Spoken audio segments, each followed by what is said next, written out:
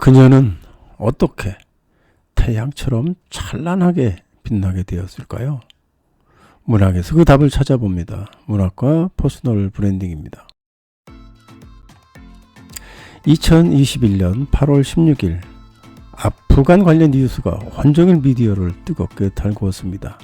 탈레반이 아프간 수도 카불을 장악하면서 20년 만에 재집권을 하게 된 것입니다. 그러면서 오늘의 책 1000개의 찬란한 태양, 1000개의 찬란한 태양도 더불어서 많이 언급이 되었습니다. 왜 그랬을까요?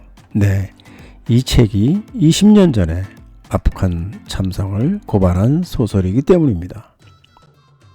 저도 몇 해 전에 이 책을 읽은 적이 있었는데 아프간에 대한 관심이 이렇게 증폭되자 다시 이 책을 읽게 되었습니다. 아마도 많은 분들이 저의 경우와 비슷할 것입니다. 이 책은 아프간 역사의 아픔을 다루고 있습니다. 탈레반 집권, 내전, 소련 침공 등등. 그런 와중에 세 사람의 삶, 그 중에서도 특히 두 여성의 아픈 삶이 집중 조명됩니다. 두 여성은 마리암과 라일라이고 한 남성은 이들 두 여성을 모질게도 괴롭히며 악의 축으로 작용하는 남편 라시드입니다. 그렇다고 이 여성들은 결코 좌절하지 않습니다.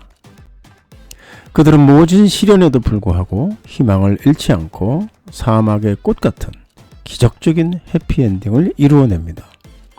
그것은 특히 천사 같은 마리암의 사랑과 헌신에서 비롯되었던 것입니다.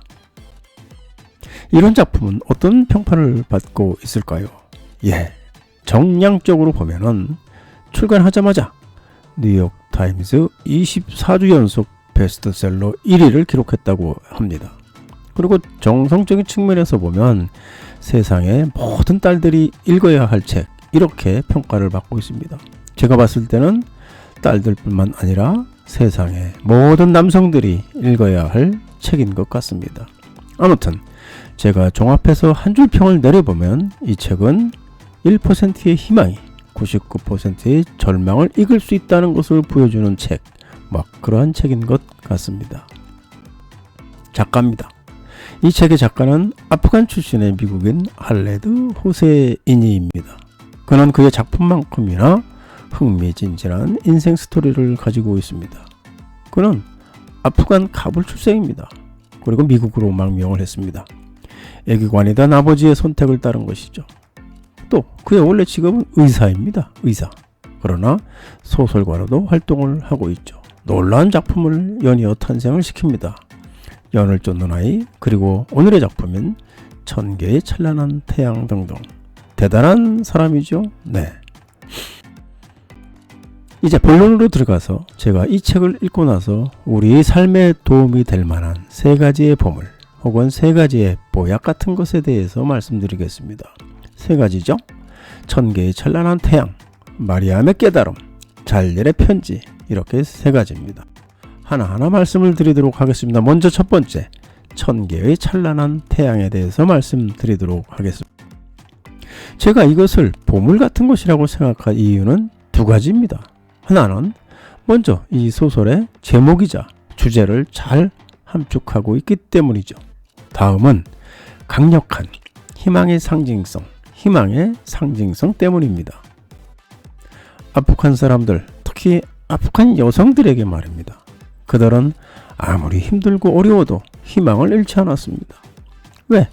그들의 마음속에 1000개의 찬란한 태양을 품었기 때문이죠. 그것은 시의 모습으로 구체화되어서 아프간 사람들이 정신과 마음속에 깃들어 있었던 것입니다. 카불이라는 시인데 작가도 제목을 거기서 따왔다고 합니다. 볼까요? 장미와 튤립으로 가득하여 눈부시게 아름다운 도시, 천사조차 그 푸른 초원을 부러운 눈으로 내려다본 도시, 지붕에는 헤아릴 수 없는 많은 달들이 반짝이고 벽 뒤에는 1000개의 찬란한 태양, 1000개의 찬란한 태양이 숨어있는 도시, 이 시 말이죠. 또한 1000개의 찬란한 태양은 소설 속에서도 그것의 가치가 더욱 구체화됩니다. 소설의 마지막 부분에서 라일라가 지난 날을 회상을 합니다. 거기에 이런 구절이 나옵니다.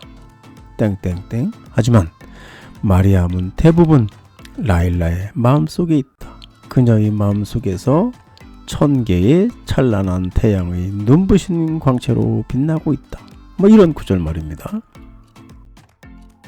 라일라의 고난 극복의 힘은 어디서 나왔을까요? 그것은 바로 이와 같은 희망의 상징에서 나왔고, 그 1000개의 찬란한 태양 같은 상징은 바로 마리암이었던 것입니다.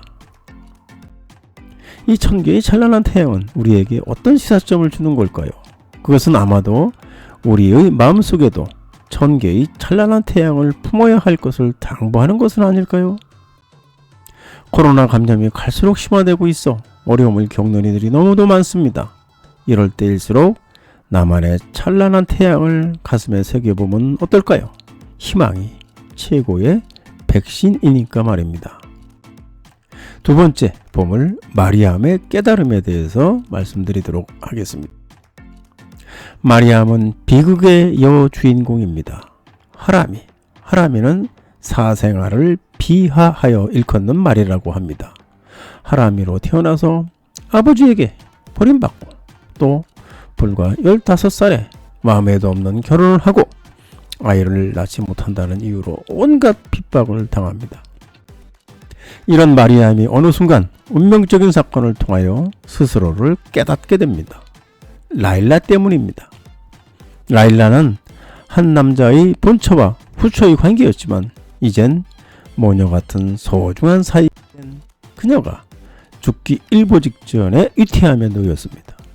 마리암과 라일라에게는 공공의적인 남편 라시드가 라일라의 첫사랑인 타리크라는 그러한 남성이 생존해 있다는 것을 알게 되었습니다. 이뿐만이 아닙니다. 라일라와 타리크가 자기 집에서 만났다는 사실도 알게 되었습니다. 타리크의 존재를 애써 무시했던 라시드는 이 사실을 알고 나자 이성을 잃습니다. 죽여버리겠어. 그죠? 그는 라일라의 목을 조르고 목이 졸린 라일라는 죽기 일보 직전에 이르게 됩니다. 이런 절체절명의 상황을 목격한 마리암은 이런 생각들을 합니다. 라시드가 라일라의 숨통을 틀어쥐고 숨통을 끊어 죽이려 하고 있다. 죽일 작정이구나. 정말로 죽일 작정이구나. 마리암은 이제 똑같은 그 눈을 보며 자신이 얼마나 바보였는지를 깨달았다.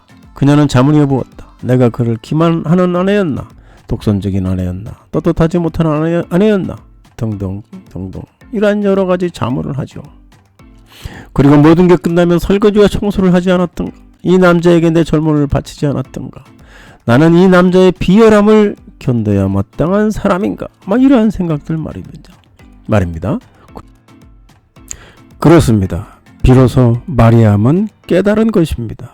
그래서 계력을 발휘해서 남편 라시드를 강력 응징하게 됩니다. 즉 삽으로 라시드의 관자놀이를 강력하게 내리쳐서 죽여버립니다. 이는 하나의 살인사건이었습니다. 그렇지만 마리암 개인에게는 자기 혁명의 위대한 용기이며 라일라에 대한 실천적인 사랑이자 숭고한 희생이었던 것입니다. 이 사건을 계기로 마리암은 공개 처형을 당하지만 의연한 죽음을 맞습니다. 마치 살신성인 의인의 모습으로 말입니다. 이는 곧 마리암의 자존의 외침인 것입니다. 저렇게 말이죠. 그녀는 자기 자신이 처음으로 자신의 삶의 행로를 결정하고 있다고 생각했다.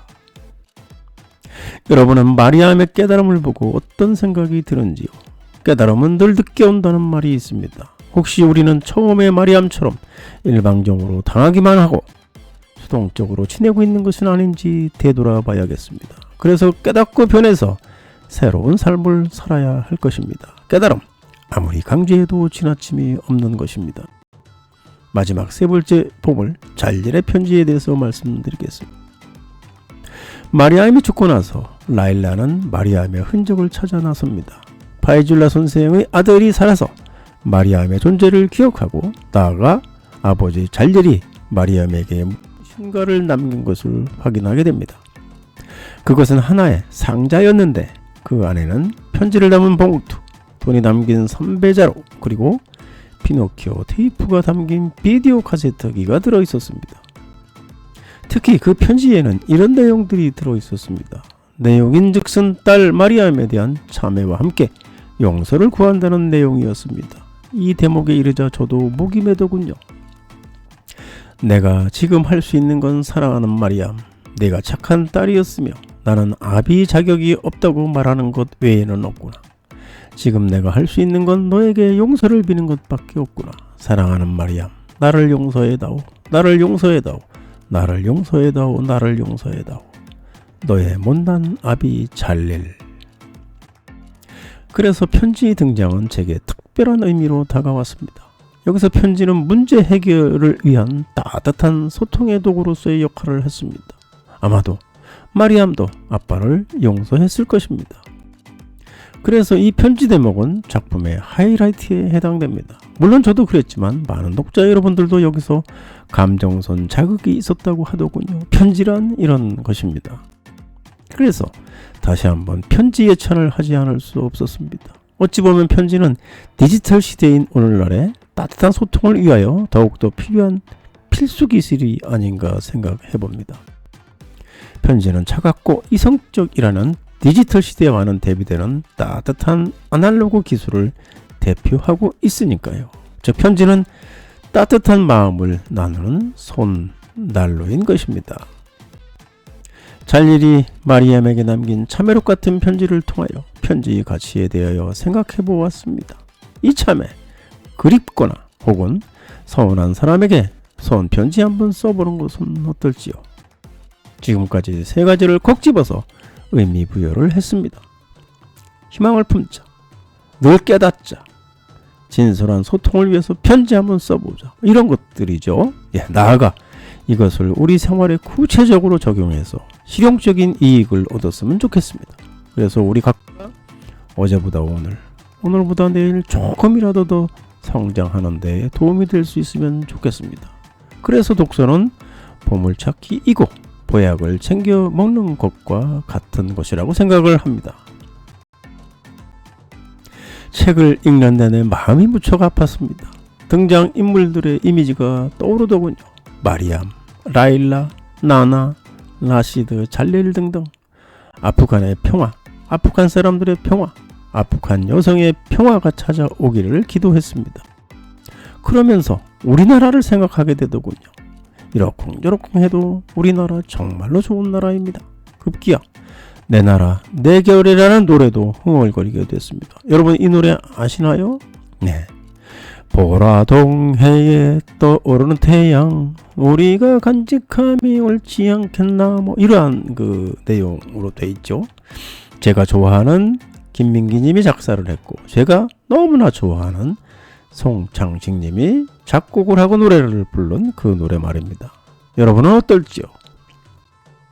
나답게 성장하는 독서를 지향하는 문학과 퍼스널 브랜딩. 오늘은 할레드 호세이니의 전개의 찬란한 태양과 함께했습니다. 늘 여러분의 성장을 응원합니다. 감사합니다.